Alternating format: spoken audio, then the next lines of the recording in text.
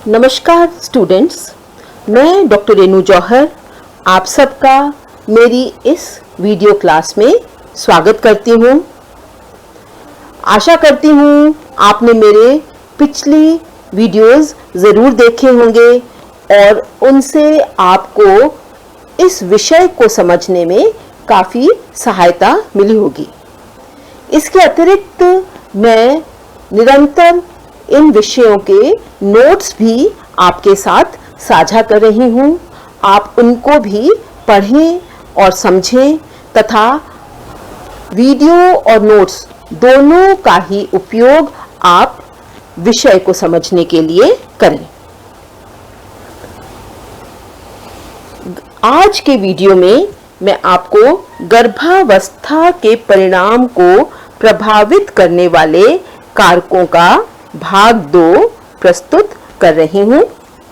इससे पहले मैंने गर्भावस्था के परिणाम को प्रभावित करने वाले सारे कारकों को आपको बताया था एक एक करके, और उसके उपरांत 2 कारकों का विस्तृत ज्ञान आपके साथ साझा किया था। आज मैं आपको गर्भावस्था के परिणाम को प्रभावित करने वाले 2 अन्य कारकों के बारे में विस्तृत रूप से समझाऊंगी।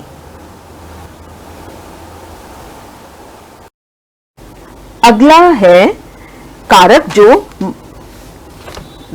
गर्भावस्था के परिणाम को प्रभावित करता है, वह है माता पिता की अभिवृत्तियां।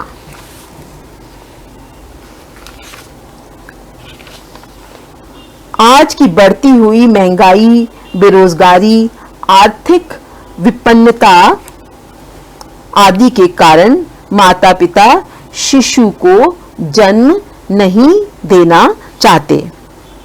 अगर पहले से ही दंपति के 2-3 संतान हो परंतु वे परिवार नियोजन के तरीके नहीं अपना रहे हो और बच्चा नहीं चाहते, और अगर गर्भ धारण हो जाता है तो माता पिता इसे सहज स्वीकार नहीं करते बल्कि उसे एक बोझ मानते हैं, क्योंकि शिशु के पैदा होने से उसके पालन पोषण का खर्च बढ़ जाता है।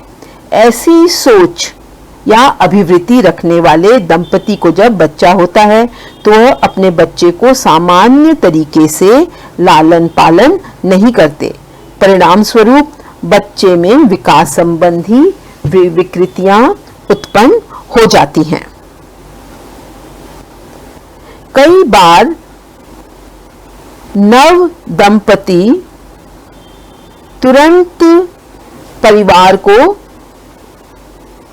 विस्तार नहीं करना चाहते, अर्थात वह बच्चा नहीं चाहते, क्योंकि उन्हें प्रारंभ में वैवाहिक समायोजन उत्पन्न करना होता है। परंतु अगर किसी कारणवश गर्भ ठहर जाता है तो माता पिता गर्भस्थ शिशु का पूरा ख्याल नहीं रख पाते। परिणाम स्वरूप शिशु का विकास प्रभावित होता है।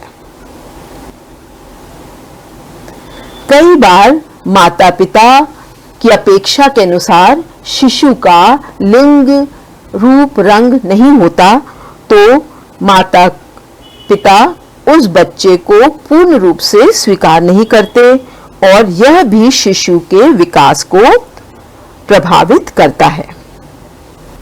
कई बार माताएं गर्भपात कराने हेतु कई तरीके अपनाती हैं।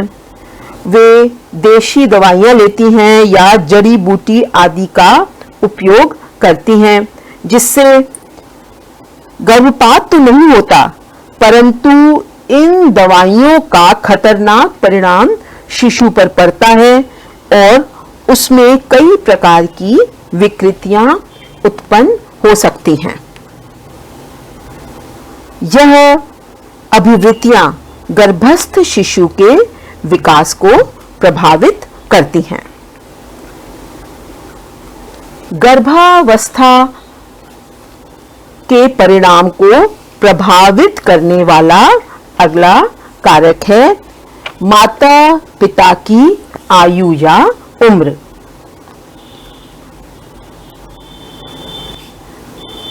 20 से 30 वर्ष की आयु महिलाओं के लिए गर्भ धारण करने की सर्वोत्तम आयु होती है। इस आयु अवधि में अंडाणु जन्म दोष नहीं होते और आनुवांशिक विकार भी गर्भस्थ शिशु में नहीं आते। 20 से 30 वर्ष की आयु में अगर स्त्री गर्भ धारण करती है तो गर्भपात की संभावना और अन्य स्त्री रोग संबंधी समस्याएं जैसे सिस्ट, फाइब्रॉइड आदि की संभावना भी कम होती है।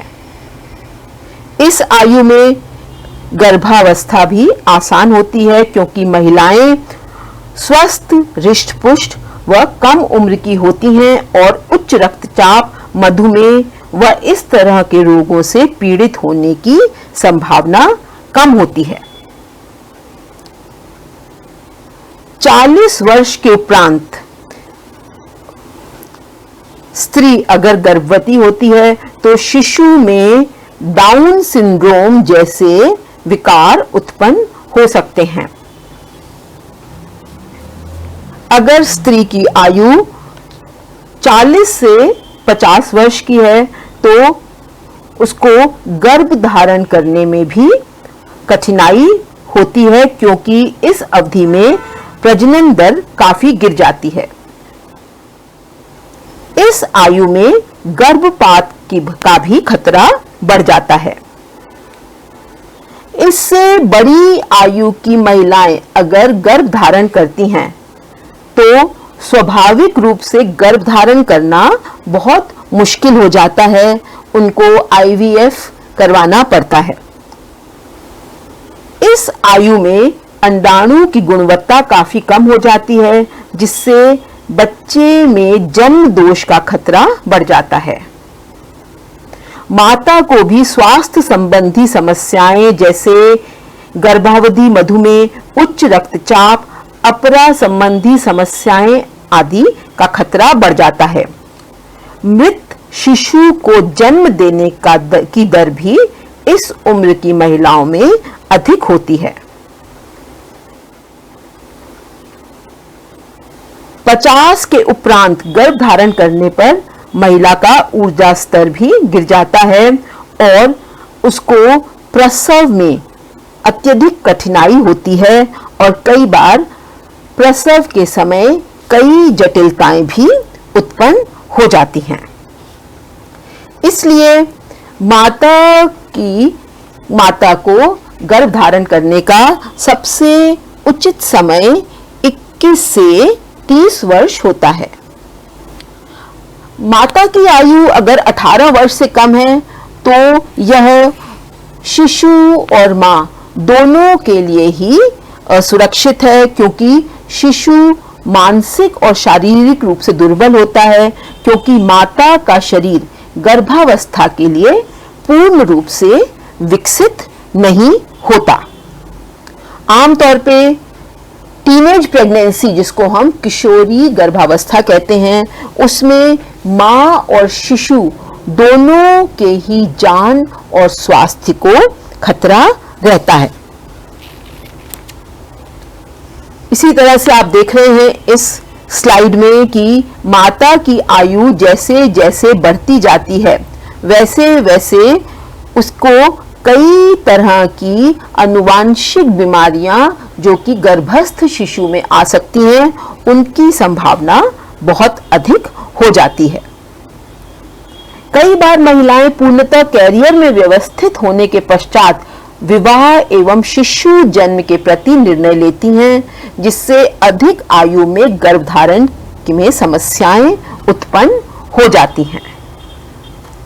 तो इसलिए अगर मां चाहती है कि गर्भावस्था उसकी स्वस्थ सफल रहे और वह स्वस्थ शिशु को जन्म दे, वह सुरक्षित रहे तथा सफल प्रसव हो तो 21 से 30 वर्ष की आयु गर्भधारण और प्रसव के लिए सर्वोत्तम होती है जिससे गर्भावस्था के उपरांत सकारात्मक परिणाम आते हैं।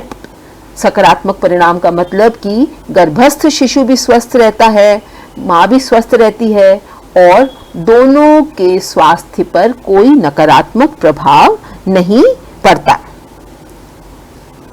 जैसा कि आप स्लाइड में देख रहे हैं, अगर माता की आयु 15 से 19 वर्ष की है तो इसका शिशु पर तथा माता पर अधिक प्रभाव पड़ता है। तो बच्चों, ये था गर्भावस्था के परिणाम को प्रभावित करने वाले 4 कारक, जिनके बारे में मैंने आपको विस्तृत रूप से समझाया। पहला कारक था गर्भवती माता का स्वास्थ्य, दूसरा था गर्भवती माता का आहार एवं पोषण स्तर, तीसरा था माता पिता की अभिवृत्तियां और चौथा था माता पिता की आयु। ये सारे कारक गर्भावस्था के परिणाम को बहुत अधिक प्रभावित करते हैं। अगले वीडियो में मैं आपको गर्भावस्था के परिणाम को प्रभावित करने वाले कुछ अन्य कारकों के बारे में विस्तृत रूप से समझाऊंगी। आशा करती हूँ आपको यह वीडियो समझ में आया होगा, आपको अच्छा लगा होगा और इससे आपके ज्ञान में वृद्धि हुई होगी। धन्यवाद।